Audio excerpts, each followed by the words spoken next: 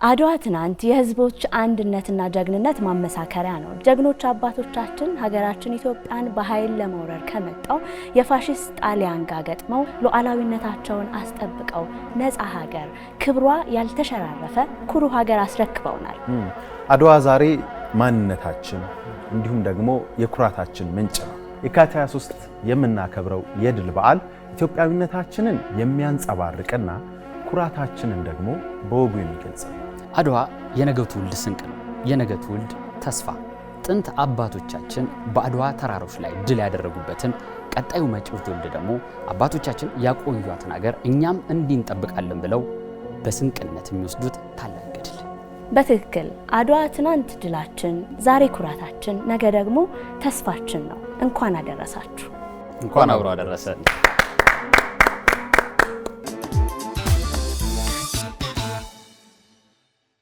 ተመልካቾቻችን የቅዳሜ መዝናኛችን ወደ እናንተ መድረሱን ጀምሯል። ዛሬ የአድዋ ድልን እያነሳሳን እየተጨዋወትን የተለያዩ ቆይታዎችን የተለያዩ ዝግጅቶችን ወደ እናንተ የምናደርስ ነው የሚሆነው። ሳምንቱ ወሩ በሙሉ ስለ አድዋ የሚዘከርበት የሚነሳበት ነው። በቅድሚያ ግን እንኳን አደረሳችሁ። እንኳን አብሮ አደረሰን።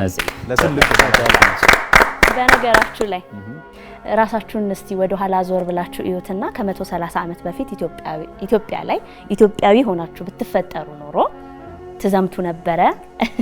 እናሳ ነው። ለዚህ ሌላ ምን አይነት ንቀት ነው አይደለ?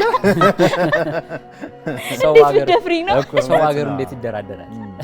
በጣም አሪፍ። ምንም ቢሆን እንኮ የነሱ የልጅ ልጆች ነው። በዚህ ዘመንም እንኳን ቢሆን እነዛው ጀግኖች በባዶ እግራቸው ሂደው ጠላትን በዘመናዊ የጦር መሳሪያ የመጣን ጠላት በባዶ እጃቸው ረተው የመጡ የጀግኖች የልጅ ልጆች ነንና ይሄ ጥያቄ ውስጥ የሚገባ ነገር አይደለም አይደል? ተመልካቾች ራሱ ቢጠየቁ እንዴታ ነው የሚሉት።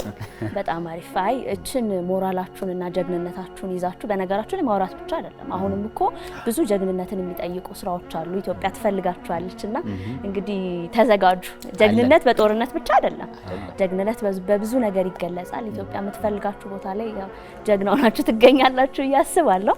ለማንኛውም ግን ዛሬ አድዋን እያነሳሳን ነው ቆይታ የምናደርገውና በነገራችሁ ላይ አድዋ መከበር የጀመረው ድሉ ከተገኘ ከ7 ዓመታት በኋላ ነው። በ1895 ነው የመጀመሪያው የአድዋ ድል የተከበረው። በአመቱ አልተከበረም ማለት ነው። ያልሆነበት እንግዲህ በርካታ ምክንያት አለው። በነገራችን ላይ ኢትዮጵያኖች ለሰው ምን ያህል እንደምናዝን ማሳያ ነው ብዬ ነው ማስበው። 7 ዓመት ሰባቱ የሚባል አለ አይደል? ሰው ከሞተ በኋላ ካረፈ በኋላ የሚባልበት አለና እሱን ለማለት ነው እንግዲህ 7 ዓመታት ቆይቶ በርካታ ሰው ያለቀበት ስለሆነ ከ7 ዓመት በኋላ አድዋ እንዲከበር ሆነ። ከዛ በኋላ ግን አጼ ምኒልክ ምንድነው ያሉት? ቀጣዩ ትውልድ ይዘክረዋል ብለው ነው ያለፉት። ከ130 ዓመታት በኋላ በዚህ ዓመት ዘንድሮ በእኛ ትውልድ ይህ ታላቅ ድል እየተዘከረ ይገኛል። እንዲህ በቀላሉ የሚታይ ድል አይደለም። ሀገር የልጆቿን ጀግንነት፣ የልጆቿን መስዋዕትነት፣ የልጆቿን አልበገር ባይነትና ቆራጥነት በምትሻበት በዛ ሰዓት ከኔ ሀገሬ ትበልጥ ብሎ ቤተሰቡን፣ ልጆቹን፣ ሕፃኑን ገና አራስ የሆነ እንኳን ልጅ ቢኖረው ሁሉም በቆራጥነት ወጥቶ ሀገሬን ካላስከበርኩ ልጅ አያድግም ብሎ ስላሰበ የሀገሩን ዳር ድንበር አስከብሮ ጠላትን አሸንፎ ኢትዮጵያዊነት ቀና ማለት ጀግንነት ኩራት መሆኑን ያሳየበት ቀን እንግዲህ በ1888 የአውሮፓው ጦር የጣሊያኑ ጦር መቼም የሰውን ሀገር ለመወረር በዛን ጊዜ ሊቀራመቱ በጋራ የተሰበሰቡበት ዘመን ነውና ወደ ኢትዮጵያ መሰስ ብሎ ገባ። እንግዲህ ጦር መሰስ ብሎ እንደገባ አልቀረም አልወጣም እንጂ መቅረት ብቻ ሳይሆን መሰስ ብሎ ሊወጣ አልቻለም። ምክንያቱም ዳር ድንበራቸው የተደፈረባቸው አባቶቻችን ከአራቱም የኢትዮጵያ አቅጣጫ ነው የመጡ። ከሰሜን፣ ከምስራቅ፣ ከደቡብ በመምጣት እንግዲህ ኢትዮጵያ ሀገራችን አትደፈርም በማለት ነጋሪት ተጎስሞ አንድ ላይ በጋራ ተሰብስበው ይህንን ሊወር የመጣ ጠላትን እንግዲህ ያሸነፉበት ገድል ነው። ይህ ገድል እንግዲህ እስካሁን ድረስ እስካለንበት ጊዜ ድረስ ወደር ያልተገኘለት ታላቅ ገድላችን ሆኖ ለትውልድ እየተላለፈ ያለ ነው አድዋችን። በትክክል እንግዲህ አድዋ አንገታችንን ቀና አድርገን እንድንሄድ ዛሬ ፈገግ እንድንል ድላችንን እንድናስበው ለልጅ ልጆቻችን እንድናወርስ መሰረታችን ነው። እንግዲህ በአድዋ ጦርነት ውስጥ ኢትዮጵያውያን የከፈሉትን መስዋዕትነት ምስክር የሚሆነን ተራሮቹ ነው። ቦታው ላይ ሄዳችሁ ታውቃላችሁ? በነገራችሁ አድዋን አይታችሁ ታውቃላችሁ? አይታ አንድ ሰው ሄዳል። እኔም አይቻለሁ። አንተ ነው የቀረኸው? ይዘነው እንሄዳለን አይደል? ይዘነው እንሄዳለን። አክሱም ስለነበር የተማርኩት እኔ አድዋም ቅርብ ስለነበር ዩኒቨርሲቲ ውስጥ በነበርኩበት 4ቱም ዓመታቶች አድዋን ክብረ በዓል ለማክበር ነው። ደግሞ ቅርብ ነው፣ 18 ኪሎ ሜትር ነው። ቶሎ ቶሎ የሚሄድ እድሉ ነበረ።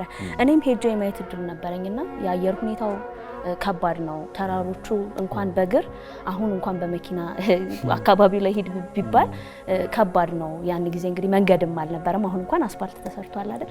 እና እጅግ በጣም ፈታኝ የሆነ ቦታ ነው። እዛ ቦታ ላይ ኢትዮጵያውያን 4 ወራትን በእግራቸው በፈረስ ተጉዘው ምቹ የሆነ የትራንስፖርት ሲስተም በሌለበት መኪና በሌለበት ሁኔታ እዛ ድረስ ተጉዘው ማሸነፍ መቻላቸው ትልቅ ምልክት ነው። ለኛ ለኢትዮጵያውያን ብቻ አይደለም፣ ይሄ ለመላው የጥቁር ሕዝቦች በሙሉ የይቻላል መንፈስን ያሳደረ የፓን አፍሪካኒዝም እንቅስቃሴ እንደውም ገፊ ምክንያት አንዱ የነበረው አድዋ ነው። እኛ ራሱ ያኔ እንግዲህ ዘመናዊ የጦር መሳሪያ የታጠቀውን የጣሊያን ጦር ገጥመን እናሸንፈዋለን የሚል ጀግንነትና ወኔ መያዝ በራሱ ትልቅ ነው። ምክንያቱም አንዳንድ ጊዜ እኮ አቅምህን ታይና ይሄን ነገር እችለዋለሁ እንዴ ይሄን ነገር አልችለውም እንዴ ይባላል አይደል? ያኔ ግን እችለዋለሁ አልችለውም የሚባል ነገር የለም። ምክንያቱም የተደፈረው ሀገር ነው፣ ድንበር ነው፣ ማንነት ነው፣ ክብር ነውና የጣሊያን ጦር ገጥመው ድል ማድረግ ችለዋል። ይህ ደግሞ ትልቅ ምልክት ነው። በ1888 እንግዲህ ጥንት አባቶቻችን ወራሪን ጠላት ያሸነፉበት ነው። ነገር ግን እኛ የአሁኑ ትውልድ ደግሞ ታሪክን የሚያወራ ብቻ ሳይሆን ታሪክ ሰሪም ትውልድ መሆኑን ማሳየት ችለናል። ምክንያቱም አድዋ በመጻሕፍት ተጽፏል። ከመጻሕፍት ባሻገር ደግሞ በአካል መሀል ፒያሳ ላይ አዲስ አበባ ላይ ደረቱን ነፋ አድርጎ የቆመው እንግዲህ የአድዋ ድል መታሰቢያ ሙዚየም ብቻ አይደለም፣ ወይም ድንጋይ ብቻ አይደለም። ያ ማለት ጥንት አባቶቻችን ያደረጉትን ነገር በእጅ ነክተህ ዳሰህ የምታየውና በምናብ ወደ ኋላ ሂደህ እንድትመለከተው የሚያስችል አይነት ቅርስ ነው እንግዲህ ያስቀመጥ ነው። ምክንያቱም አድዋችን ትልቅ ድል ነው። ይህን ድል ደግሞ ለማየት የሚመጡ አሁን እኮ በኩራት ደረታችን ነፍተን ትልልቅ የሀገር መሪዎች ሲመጡ የክብር ጉንጉን አበባ እንዲያስቀምጡ የምናደርገው ጥንት አባቶቻችን ለሀገራቸው መስዋዕትነት የከፈሉበትን ማሳያ ትልቁን ይህንን ሙዚየም በመስራታችን ነው። እንግዲህ ይህ ሙዚየም ሲሰራ በተለይ ነው በአርክቴኩ እስክንድር ውበቱ ነው እንደዚህ አድርጎ ውብ አድርጎ አሳምሮ ልክ እንደ አባቱ ስም ማለት ነው የሰራው። ሲሰራ ደግሞ ዝም ብሎ አይደለም። አድዋን በሚገልጽ መልኩ 4 በሮች አሉት። እንግዲህ የምስራቅ ጀግኖች በር፣ የምዕራብ፣ የሰሜንና የደቡብ ጀግኖች በር ተብሎ እንግዲህ በ4 በኩል እንዲሁም ደግሞ የቪአይፒ በርም አለው። ግን ደግሞ እነዚህ 4ቱ በሮች በተለይም ኢትዮጵያኖች ከ4ቱም አቅጣጫ በመመከት እንግዲህ ጀግና አባቶቻችን ያስቀሩትን እኛም ደግሞ የአሁኑ ትውልድ ታሪክ በመስራት የአድዋ ሙዚየምን አስቀምጠናል። ያንን እንግዲህ ያየንበት ነው። ስለዚህ ይሄ ትውልድ ታሪክ ተናጋሪ ብቻ ሳይሆን ታሪክ ሰሪ መሆኑንም ያሳየበት ነው። አድዋ ልክኛ እንደተቀበልነው ሁሉ ለልጆቻችንም የምናስተላልፈው ውርስ ነው። ቀደም ሲል እንዳልከው አድዋ ዛሬ በምንሰራው ስራዎች የሚዘከር ነው። ዛሬ የምንገነባቸው ተቋማት፣ ዛሬ የምናሳየው እርስ በርስ የምናሳየው አንድነት ነገ ልጆቻችን በኩራት አንገታቸውን ቀና አድርገው እንዲራመዱ የሚያስችል የጽናት መሰረት ነው። አድዋ የትላንት ድላችን፣ የዛሬ ማንነታችን፣ የነገ ደግሞ ተስፋችን። እኛ የዛሬ ዘመን ትውልዶች እንደ ህዳሴ ግድብ አይነት ታሪክ የሰራን አንድነታችንን የምናጸና ለሀገራችን ደግሞ ብርሃን የምንሆን ትውልዶች ነን።